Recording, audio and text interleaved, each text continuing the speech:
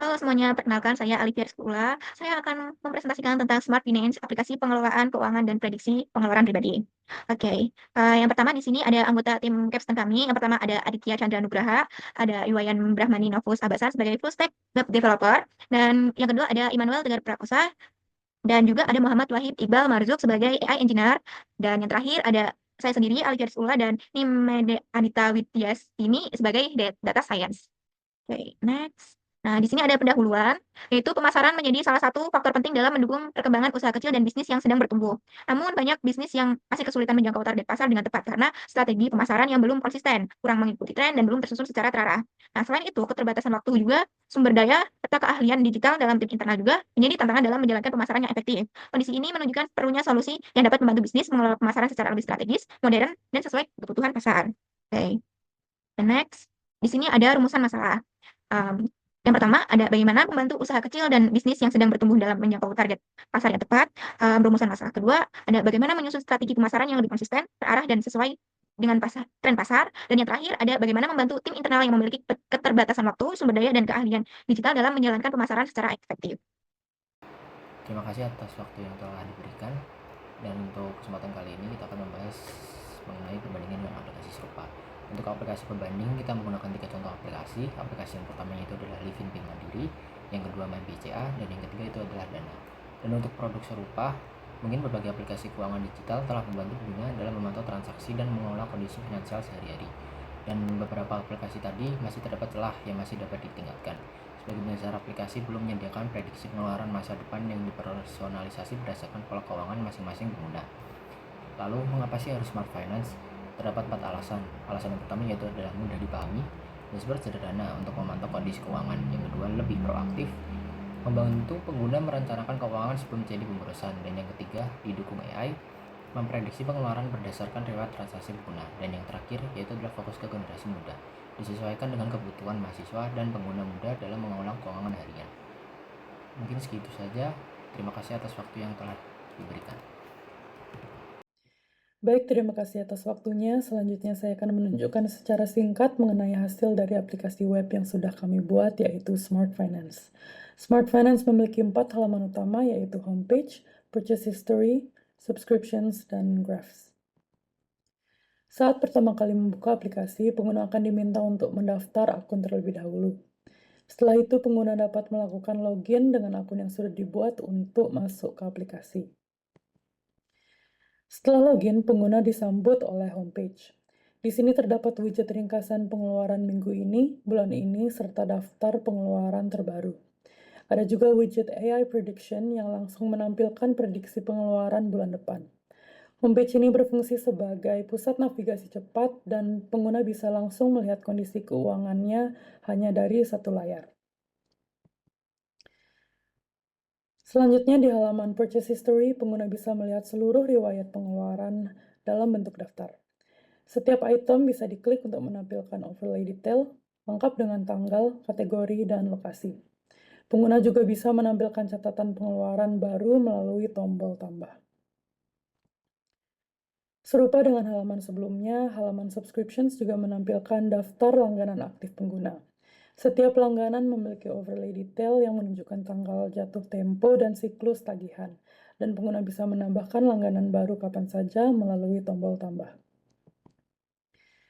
Dan yang terakhir, halaman graphs menampilkan visualisasi pengeluaran secara bulanan atau mingguan dalam bentuk grafik. Disinilah fitur utama kami berada, yaitu AI Prediction. Pengguna cukup mengunggah file rekening koran mereka, lalu sistem akan menganalisis pola pengeluaran historis dan memprediksi total pengeluaran di bulan berikutnya. Hasil langsung ditampilkan secara instan pada halaman overlay. Sekian yang dapat saya sampaikan. Terima kasih. Baik, selamat siang. Lanjut ke hasil dari pengembangan yang telah saya lakukan. Perkenalkan kembali, saya Aditya Chandra Nugraha, selaku ketua dan juga pemegang back-end daripada project Capstone kali ini. Di sini saya menunjukkan hasil saya yang terlihat pada gambar ini, yaitu terdapat 2 buah endpoint back-end yang akan digunakan oleh front-end untuk berbagai macam kebutuhan seperti autentikasi, login, dan logout, upload beberapa dokumen dan yang akan diproses oleh AI dan juga untuk mengupload history transaksi subscription dan juga pembeliannya gitu.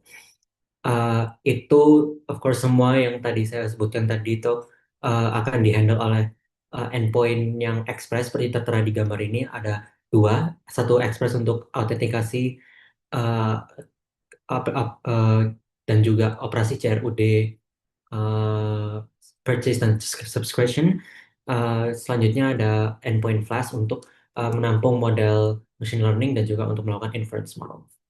Begitu keduanya ini telah di-hosting di aplikasi Railway.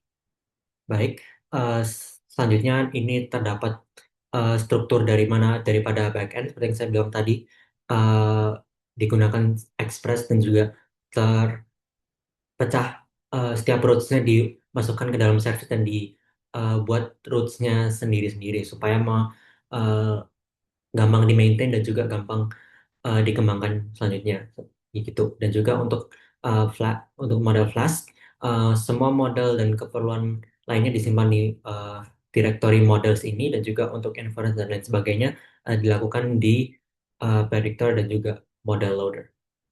Sedangkan dari sisi front end untuk melakukan API call, uh, strukturnya filenya dimasukkan di services API, di mana untuk service-service lain nanti akan memanggil function API service yang akan menggunakan kedua endpoint yang telah saya sebutkan tadi, uh, menggunakan fetch of course, dan juga secara tersentralisasi membagikan responnya ke path yang dituju begitu, termasuk seperti path autentikasi login dan lain sebagainya. Itu adalah dari back end. Terima kasih. Oke, terima kasih. Untuk selanjutnya yaitu ada rencana implementasi yang mencakup budgeting dan resource. Yang pertama adalah budgeting. Untuk pengembangan Smart Finance, kami memanfaatkan teknologi open source seperti TensorFlow, MLflow, dan Python, sehingga tidak ada biaya lisensi. Biaya utama yang diperlukan adalah infrastruktur cloud untuk deployment model, yaitu sekitar 200.000 hingga 500.000 per bulan untuk server, dan 50.000 hingga 100.000 per bulan untuk penyimpanan data rekening koran pengguna. Total estimasi biaya operasional di fase awal berkisar antara 250 hingga 600.000 per bulan. Untuk selanjutnya yaitu ada resource. Tim pengembangan Smart Finance terdiri dari 3 peran utama, yaitu yang pertama adalah AI engineer bertanggung jawab membangun dan melatih model prediksi CNN dan bidirectional LSTM, serta mengelola eksperimen tracking dengan MLflow. Yang kedua adalah data science, menangani proses OCR untuk mengekstrak data dari rekening koran dan melakukan ADA. Kemudian yang ketiga ada full stack developer, mengintegrasikan model ke dalam aplikasi dan membangun dashboard prediksi yang dapat digunakan oleh pengguna. Kemudian ada alat dan teknologi. Kami menggunakan TensorFlow dan Keras sebagai framework deep learning, MLflow untuk eksperimen tracking, PDF Plumber dan EasyOCR untuk mengekstrak data rekening koran, Flash dan Express sebagai backend API, serta Google Colab sebagai environment pengembangan. Selain itu, kami juga menggunakan VScode sebagai code editor, GitHub untuk kolaborasi tim, dan Figma untuk desain UI/UX aplikasi. Baik, terima kasih waktunya. Berikutnya adalah timeline atau rencana pengembangan Smart Finance setelah proyek Capstone selesai. Pada tahap pertama, yaitu Juli hingga Agustus 2026, kami akan melakukan beta release untuk menguji aplikasi kepada pengguna. Fokus utamanya yaitu mengumpulkan data pengguna dan mengevaluasi performa model AI yang telah dikembangkan. Selanjutnya, pada bulan September hingga Oktober 2026, kami berencana menambahkan fitur Smart Financial Insight seperti rekomendasi penghematan otomatis, analisis pola pengeluaran bulanan, serta peningkatan akurasi forecasting agar hasil prediksi menjadi lebih baik. Terakhir, pada bulan November hingga Desember 2026, kami menargetkan public launch dengan melakukan deployment versi yang lebih stabil, meningkatkan keamanan data pengguna, serta mempersiapkan kerjasama dengan layanan keuangan digital untuk pengembangan lebih lanjut. Dengan roadmap ini, kami berharap Smart Finance dapat berkembang dari sebuah proyek capstone menjadi solusi pengelolaan keuangan yang lebih bermanfaat bagi pengguna. Sekian dari kami ucapkan terima kasih.